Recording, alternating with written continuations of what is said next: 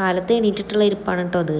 എൻ്റെ മുഖമൊക്കെ നോക്കിയേ, ഇത് കാണുമ്പോൾ എനിക്ക് തന്നെ എന്തോ പോലെ ഫീൽ ചെയ്യുന്നു.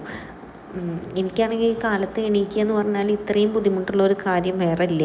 അത് ആദ്യം മുതലേ അങ്ങനെ തന്നെ, ചെറുപ്പം മുതലേ എനിക്ക് അങ്ങനെ തന്നെ. ഞാൻ രാത്രി എത്ര നേരം വേണമെങ്കിലും ഇരുന്നോളും.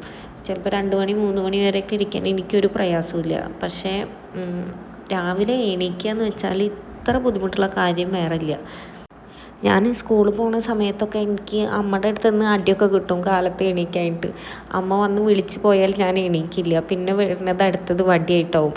അപ്പോൾ അങ്ങനെ അടിയൊക്കെ കിട്ടുമായിരുന്നു. എന്നാൽ പോലും എനിക്ക് കാലത്ത് എണീക്കുക എന്ന് പറഞ്ഞാൽ ഭയങ്കര ബുദ്ധിമുട്ടുള്ള കാര്യമാണ്.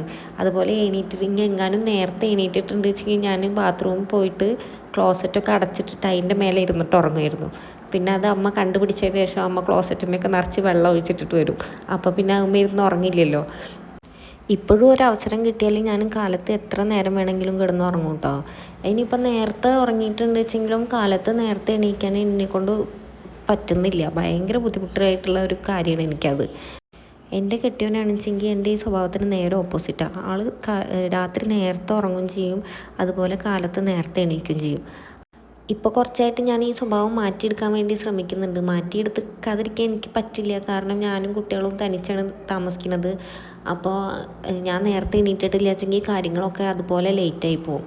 അതുകൊണ്ട് ഞാനിപ്പോൾ ആ സ്വഭാവം അങ്ങനെ മാറ്റിയെടുക്കാൻ വേണ്ടിയിട്ട് ശ്രമിച്ചുകൊണ്ടിരിക്കുകയാണ്. ഇന്നിപ്പോൾ കാലത്ത് കഴിക്കാൻ ദോശയും സാമ്പാറുമാണ്. അപ്പം ഞാൻ കഴിച്ചു. ഞാൻ എന്നിട്ട് സിയമോൾക്ക് കൊടുക്കുമ്പോൾ സിയമോൾ അത് കഴിക്കുന്നുണ്ടായിരുന്നില്ല. അപ്പോൾ ഞാൻ സിയമോൾക്ക് പൊടിയരിയും ചെറുപയറും കൂടിയിട്ട് കഞ്ഞി വെച്ചിട്ട് അത് കൊടുക്കുകയാണ് കേട്ടോ.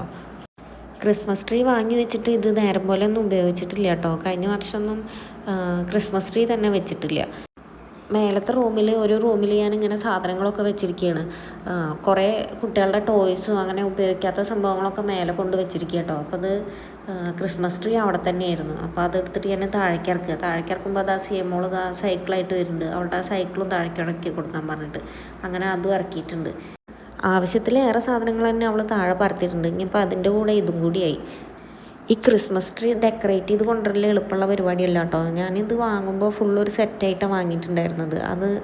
അത് കാരണം അന്ന് ഇങ്ങനെ നമ്മൾക്ക് ഇങ്ങനെ സെറ്റ് ചെയ്തെടുക്കുകയൊന്നും വേണ്ടി വന്നിരുന്നില്ല. പിന്നെ അത് ഉപയോഗിക്കാതെ വെച്ചിട്ട് പൊടി പിടിച്ചിട്ടുണ്ട്. അതുപോലെ അതിൻ്റെ ബ്രാഞ്ചസൊക്കെ ഇങ്ങനെ ചുരുങ്ങിയിട്ടായിരുന്നിരുന്നു. അപ്പോൾ അതൊക്കെ നിവർത്തി ഉണ്ടാക്കി അത്യാവശ്യം നല്ല ടൈം എടുത്തിട്ടുണ്ട്.